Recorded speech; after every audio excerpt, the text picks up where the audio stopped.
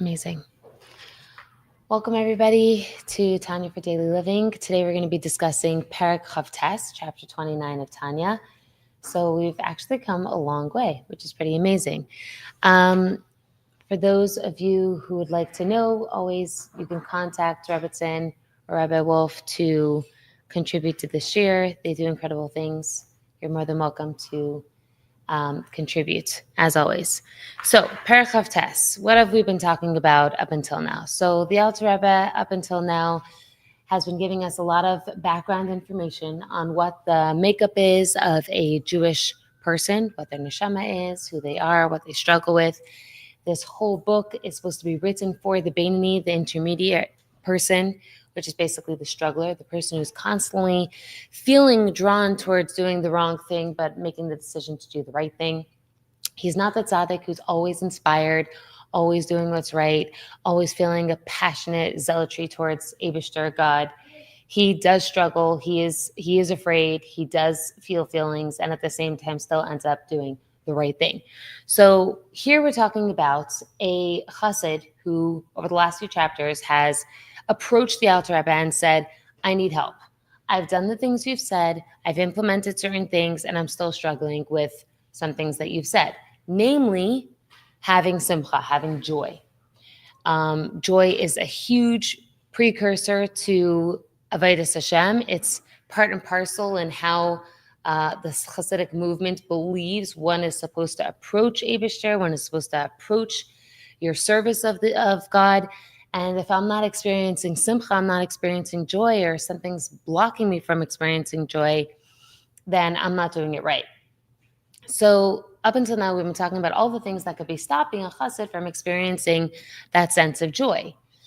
Now, why is joy so important? So we spoke about this in the past, but important to bring it up again. The Alter Rebbe firmly believes that joy is kind of like an all-encompassing umbrella term for a lot of other things as well. So it makes sense to mention them here because it's important to recognize that we're not just talking about being happy. We're talking about alacrity. We're talking about, right, the concept of zrizos, getting up and doing something, being proactive, being thorough, expedient. These are all under this umbrella term of being joyful and simchatik. Also, when we're speaking about joy, we might not be talking about the joy that the secular world terms joy. The way the Alter Rebbe looks at joy is it's literally an approach. It's a way of living. It's a mode, as opposed to having achieved something and then experiencing a sense of happiness. It's not a means. It's not an end. It's not even a means to an end. It's just a way of living. It's by default. It's something that you're experiencing. And it takes active ability to tap into that simcha, which is what we're going to be talking about here. But the reason why it's important to have joy is because the Alter Rebbe believes that joy is linked up to energy and strength and agility. And one has to have all of those things to be able to live a Beinoni lifestyle. Because being a Beinoni means you're in a constant state of flux. You're constantly trying to decide whether this is the right thing. Is that the right thing? Is my Nefesh Bahamas telling me to do one thing? Is my Nefesh Elokis telling me to do another thing? Which one should I choose? I have to decide. It's always struggling. And that was part of the reason why this chassid is coming, right? The chassid was coming to the Alter Rebbe and saying, there's something stopping me from joy.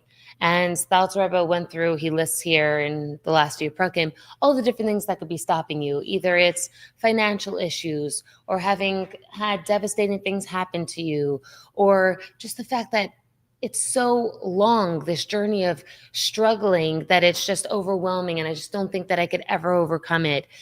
Is it the fact that when I feel like I'm actually coasting and I'm getting there, this is what we spoke about last time, when I feel like I'm actually on a high and I'm davening and I feel like I'm finally connecting, that's when the Yetzer Hara comes and it's so discouraging and I feel like such a hypocrite. These are all the things that the Alter Rebbe so far has listed to kind of like work through and sift through what is happening for this chassid. So for each of those questions, the Alter Rebbe has offered an answer, offered a way of moving away from that struggle. And all of them have not worked for this chassid. So finally, we're at the end of all of this sifting, all the troubleshooting, and trying to figure out what is wrong with this chassid and why he's not able to access his joy. And the Alter Rebbe says, I have something else to offer you. I need you to feel joyous. I need you to be able to feel alacrity, energy, in order to be able to live the Beinoni lifestyle that Hashem has outlined for you. You need the energy to make these decisions. So what's stopping you? So the Alter Rebbe says, what I think you should do is you need to do some teshuva. And that response was a little bit not something that the chassid was expecting, because his response is, what do you mean? For what? What do I have to do teshuva for? And the Alter Rebbe begins to kind of talk about what is teshuva, what does teshuva do to you, and what is actually happening to this chassid. So the Alter Rebbe starts talking about the experience of this chassid, what's happening inside of him. And he says the man, this chassid, is experiencing something called timtum halev. Timtum halev. What is timtum halev? It's this experience of feeling like a blockage. There's something stopping me. There's some sort of congestion. I'm feeling stuck. I'm not able to access what I'm trying to access. I'm feeling like I want to get to this joy that you're describing. I want to experience Avodah with a true, authentic feeling of love and connection to Eibishter. I just can't get there. There's something blocking me. There's a dullness of the heart is the exact translation. That's what Timtum Alev is. Why is this chassid experiencing Timtum Alev? The chassid says, I don't know. The Alter Rebbe says, there's something there that's stopping you. There's some sort of blockage. What is it? And Chassid's like, that's why I'm coming to you. I have no idea what it is. I don't understand it. We've been through troubleshooting all of these different things and nothing is helping. So the Alter Rebbe says, the reason why you're experiencing a dullness of heart, Timtum Alev, is because there is some sort of avera, something, a blockage that is not allowing you to experience your true self, which is an experience of happiness. So the Alter Rebbe starts talking about what is teshuva. And what's interesting is the first level of teshuva is actually very much not what you would think it is. Usually when you think of teshuva, you think, oh, there's like an experience of sadness, there's an experience of regrets, there's an experience of guilt. I feel terrible about what I've done. I want to turn things around. And the Alter Rebbe says, actually, there's a level before that. And the level before that is actually a very objective experience. It's a recognition of, this is not what I want something else. And it's an objective decision, really. Then there's something called shleimus of tshuva, like a more wholesome experience of tshuva, where, as it outlines in halacha, exactly what the process is, where you're supposed to feel bad and you're supposed to regret, and there's supposed to be a decision for the future, and you're supposed to figure out how to prevent the mistake from happening again, and there's an experience of asking someone for their forgiveness. There's all of that detail involved, which is a lot more subjective and a lot more heart-wrenching and emotional. But really, the Alter Rebbe says there's also just an experience of decision. Not doing that again. I'm not doing it anymore. It's not happening. And that piece is just an immediate teshuva. It's a decision-making process of, I was going in this direction, I'm changing courses, and I'm going in this direction instead. Both of those experiences are teshuva. Why are those experiences important? So normally, when you think about chassidus, you don't think of a chassid who beats himself up, because the whole point over here, the whole reason we're talking about all of this is in order for us to get to a place of experiencing joy, experiencing happiness. That's the point. That's why the chassid is even coming to the Alter Rebbe. He's trying to say, I want to serve Hashem with joy. I want to feel an open, wholesome connection with Eibishter, and I know that you're saying that the way to do that is to be experiencing joy in my Avodah. So now to hear this kind of response from the Alter Rebbe saying, you have to experience a little bit of teshuva, the regrets, the beating yourself up aspect of teshuva feels a little bit confusing. Like, what do you mean? Am I supposed to be experiencing happiness? Beating myself up will help me get to happiness? How does that all work? So the Alter Rebbe gives this example that is actually quoted from the Zohar, which is that if there's a log of wood that you just can't get to burn, we know that wood is supposed to be something that burns, and technically if you break it down to, a chemist level, it should be combustible, but for some reason it's not taking to the fire. I don't know if you've ever had this experience before, but it definitely does happen. It's just not taking. It's too big of a log. So the Zohar says you have to break it up into splinters, and then you can make the fire of the splinters. Get a few of the splinters and make it like a fire starter, and make the fire off of these splinters of wood. And the Zohar concludes and says the same thing for a person. If the person is not receptive towards Hashem's light, to the light of his own neshama, he needs to experience a little bit of a breaking down in order to allow himself to see the light and to shine. So the Alter Rebbe brings this Zohar here to bring forth a point. He's trying to explain, what is this concept of teshuva? So the concept of teshuva, according to the Alter Rebbe here, and here obviously he's speaking about it in very short terms, but he has a whole other section of the wider book of Tanya, which is called Igeres HaTeshuva, in which he goes into it at length. But here he just gives this small segment of teshuva in order to help this chassid along, help him understand what's happening over here.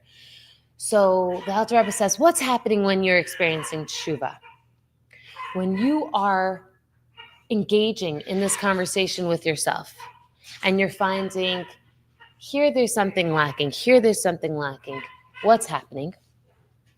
What's happening is a sense of, I'm stepping, you can't hear? Oh, okay. It's okay, I'll take her now. She's just taking a nap. So what's happening is,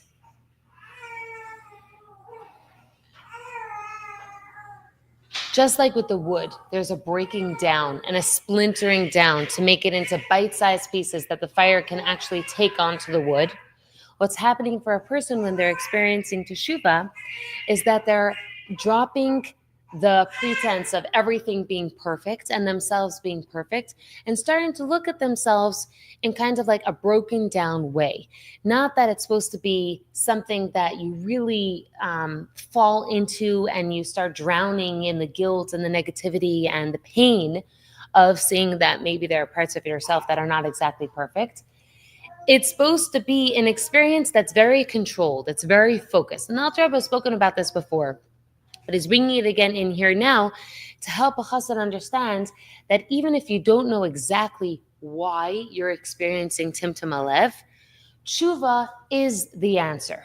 Because, and the line is that the Alter Rebbe says here in this chapter is, there's no such thing as Timtum Alev without there being a klipa. A klipa means like a covering, something covering over who you are. That klipa has to be removed. That klipa has to be looked at, seen, somehow taken care of in order for that Timtum Alev to be removed, because you're feeling this experience of blockage. So there's some sort of congestion. What is it? You feel like it's not your fault. I didn't put it there. It's not me. That's okay. You could feel all those things, but it is there, which means that there's some sort of covering. There's some sort of something blocking you, and you have to do teshuva in order to uproot it, in order to take it away and experience what you're supposed to be experiencing, which is the light of your neshama. Okay?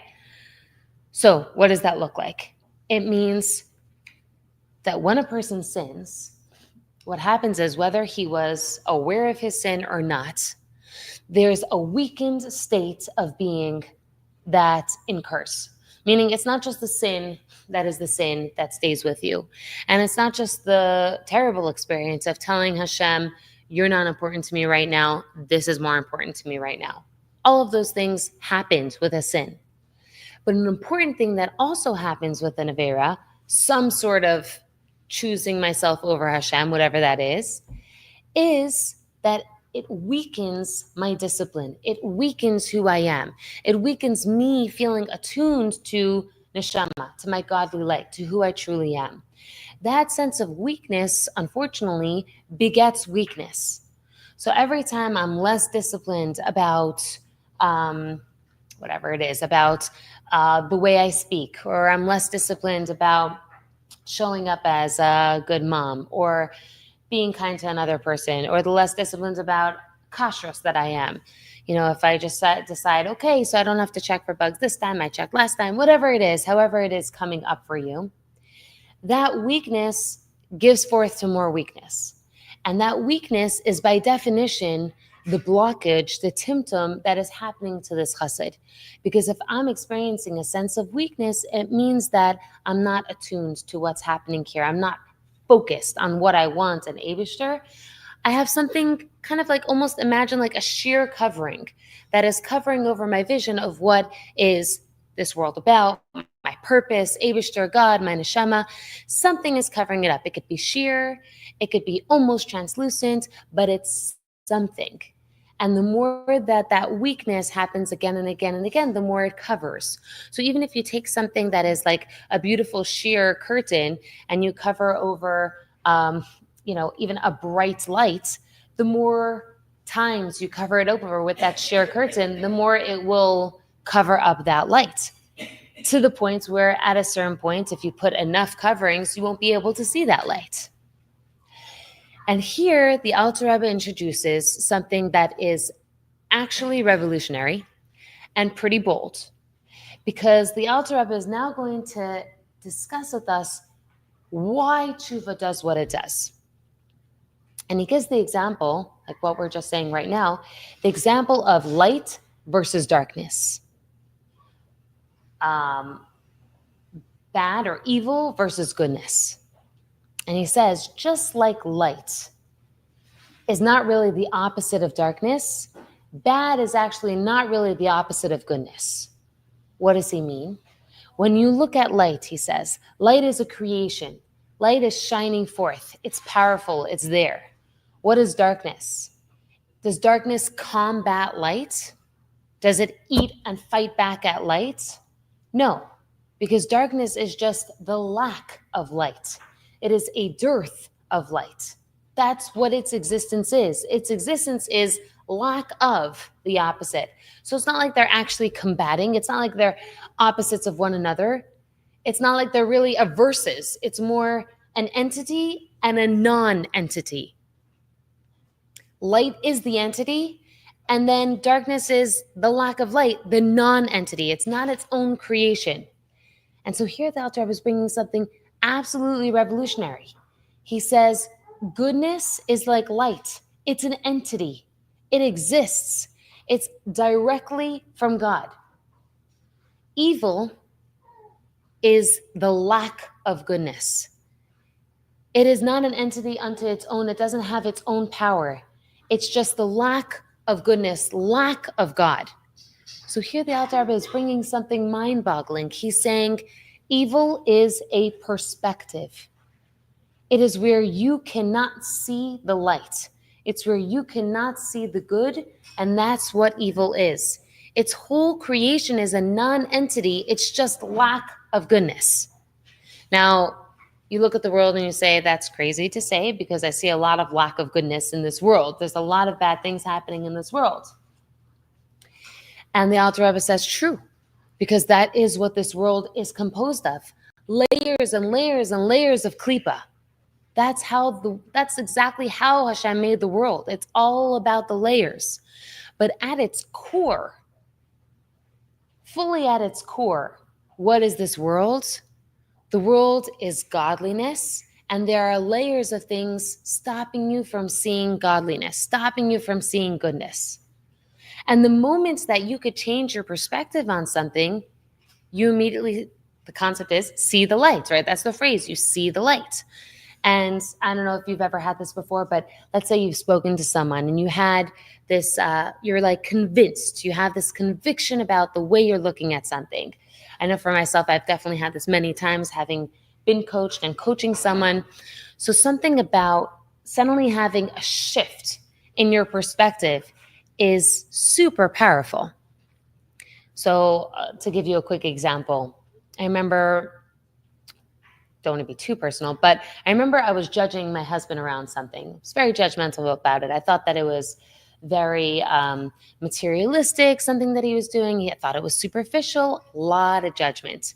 And I didn't realize, because I thought that I was right, that whatever he was doing was not according to Torah, or was very superficial and materialistic. To give you the example, he was buying a new car. It wasn't such a big deal.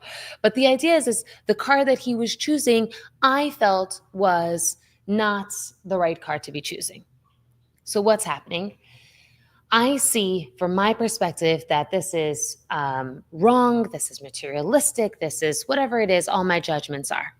I get on the phone with my coach and I bring to her what's happening, convinced that, of course, she's going to agree with me and we have to figure out a way to make him stop buying this car or whatever it is. And suddenly she said the words, "Is there anything here you want to clean up? Like, is there anything here you think that you could be accountable for?" And I thought, what? What are you saying? Me? I'm not the one in the wrong. He's obviously doing something wrong. And as the conversation continued, she helped me suddenly realize how judgmental I was, how I was looking at somebody else and totally not seeing what he was doing. And what she helped me recognize in showing me this, what he was doing when he was getting this car, was his perspective on getting the car instead of my very judgmental perspective on getting the car. And suddenly everything looked different.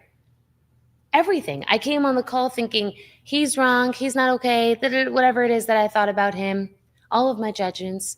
And suddenly the whole entire thing flipped on its head, and I was the one who actually should be apologizing. That's a perspective switch.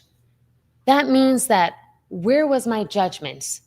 What did that have any power? Did that have anything to bring to the equation? It had nothing. As soon as my judgment was shown to me as something that was wrong, it fell. It pulverized. It was nothing, because judgment or a klipa or some sort of sin, all of that is a perspective. It's not real. What is really true is Eibishter. And as soon as that recognition happens, the non-entity falls away. So what's the Alter Rebbe bringing over here? Why is he bringing this whole concept of teshuva, and he's bringing this concept of light versus darkness, that there is no real evil? Because what he's trying to say is yes, when you're experiencing teshuva, it's very important to, in a controlled way, to enter into that feeling of bitush, which is like beating yourself up and thinking about what you did and that extreme regret, and approaching the person and saying, "I'm sorry." And yes, it feels vulnerable. And yes, you may be crying. And it is scary to admit that you did something wrong and all of that, which could really very quickly make you drown. But if you do it in a way that's in a controlled and focused way, and you enter into it knowing that you're going to come out of it soon and not drown in it, what happens is an experience of entity versus non-entity. Because when you enter into the teshuva process and you say, "I know what's real.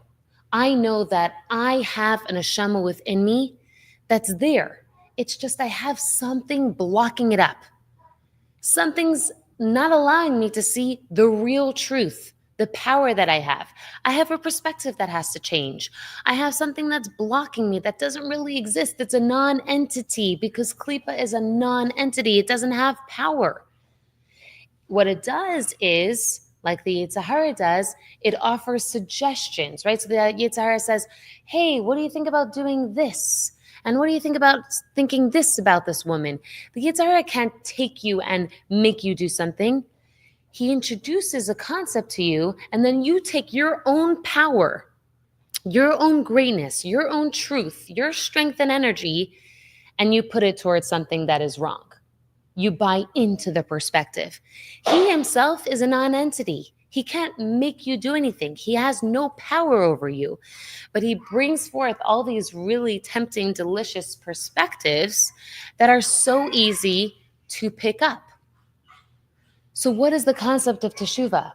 The Alter Rebbe is saying, teshuva is you're feeling like you can't get there. You're a block of wood that just cannot light up. What's wrong? What's happening? Let me splinter off a few different little splinters. Let me break it down. And then when I break it down a little bit, I'll be able to suddenly experience that perspective switch. Oh, I got caught up in a narrative.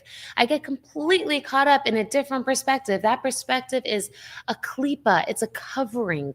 It's not who I am. It's not the light of who I am. It's not my neshama. It's something covering over my neshama. It's not allowing me to access and see the truth. So when I engage with teshuva, again, it's a funny thing, like going back to the original question, why should I engage with regret and guilt and the sorrow? That feels like going exactly against what I'm trying to do, which is serve God with joy. Isn't that the whole purpose here? I'm approaching you, the Alter Rebbe, saying, this is what I'm trying to do. You're telling me to engage with something like depression or sadness. And the Alter Rebbe says, no, I don't want you to be depressed. I don't want you to get caught up in it. But I do want you to look at it and break it away, because you need to shift that perspective. And once it's shifted, it falls away like it never existed, like it was never there, because it wasn't. You were pinning your energy on it, but it was never actually there. I was learning this obviously has a lot to do with bitachon, because bitachon is living from that perspective.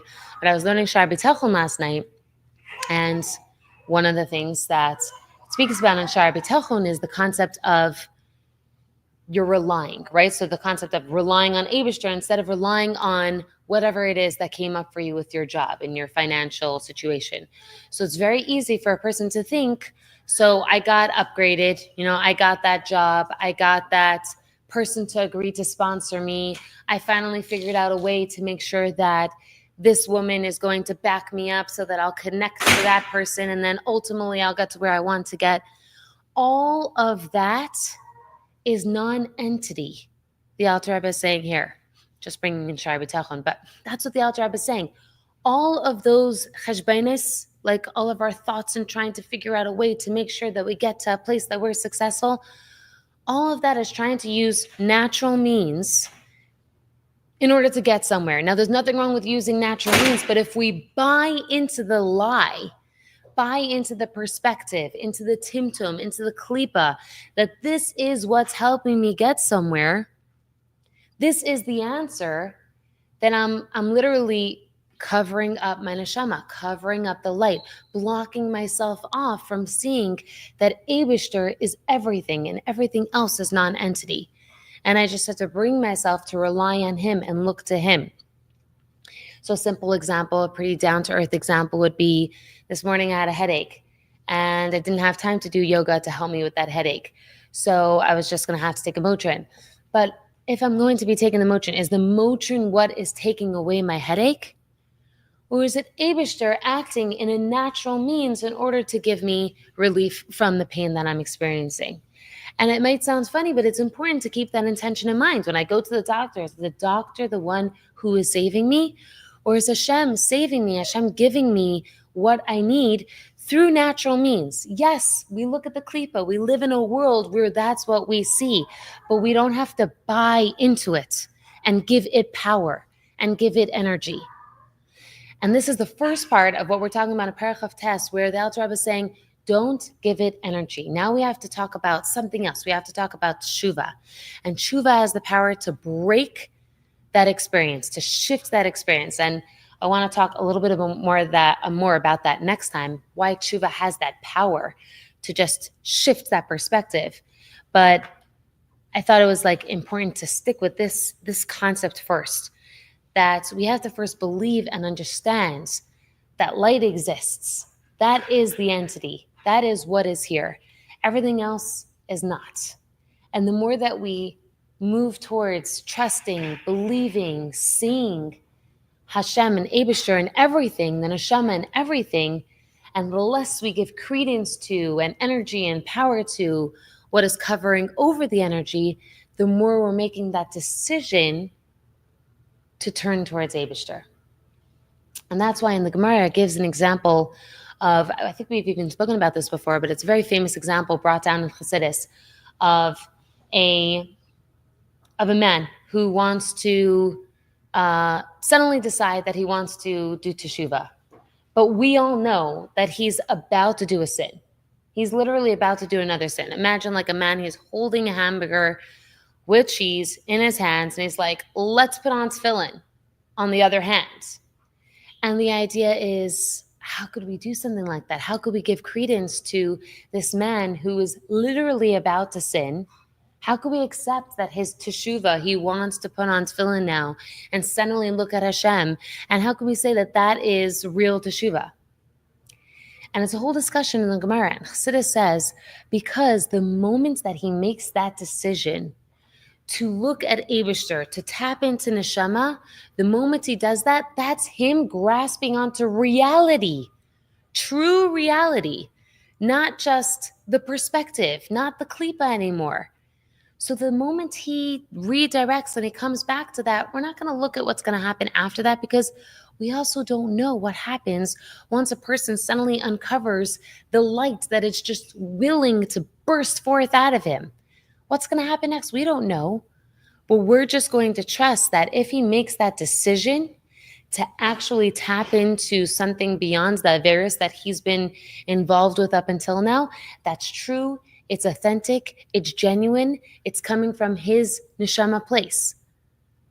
And we're going to just trust that, because if we don't trust that, and this is kind of what the Alter Rebbe was talking about again in Perek Chav Ches when he was talking about the hypocrisy, if we don't trust that, then what we are doing is buying into the klipa, because we're saying, no, it only has to be perfect. It has to be perfectly aligned. It has to be 100% in order for it to be real teshuva.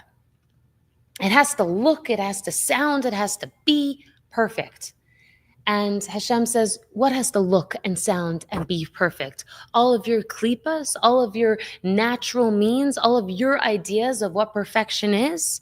For me, perfection is his decision to tap into his authentic, essential self. That is real. That is true. That is teshuva. Our decisions of what it actually looks like to be a real Baal Tshuva, that's you getting lost in your, again, chashbainis, in your ideas and what you think is proper and all that limited perspective. My Eibishter godly perspective is the moment he decides, he's attuned to me. He has decided to link up with me. He is no longer looking at that perspective. And you have to do that too, for yourself and for others. So this is so far the beginning of Perek Chav Tes, and we're going to continue talking about Timtum Alev. Again, I think a very important piece to just reiterate is it's not about being depressed or feeling sad on a constant basis even. It's a very controlled thing to reflect, and then to know that you could come right back out of it and not beat yourself up and drown in that shame pool. It's purposeful to look at where you are, where you could be, and then make the decision of, I want to be more attuned to Eibishter. I don't want to give credence to the klipa and to the Timtum Alev. I'm going to break off of that and choose Hashem's perspective. So I'm excited to do that for myself this week and to continue learning a little bit more about what that looks like. Thank you. Yeah, you're welcome. Thank you. Yes. What's your name? Hindi Kalmenson. What? Hindi Hindi? Kalmenson. What's like Armiston? Kalmenson. Kalmenson. Yeah. Thank you. Why is it not working? Thank you very much. Thank you.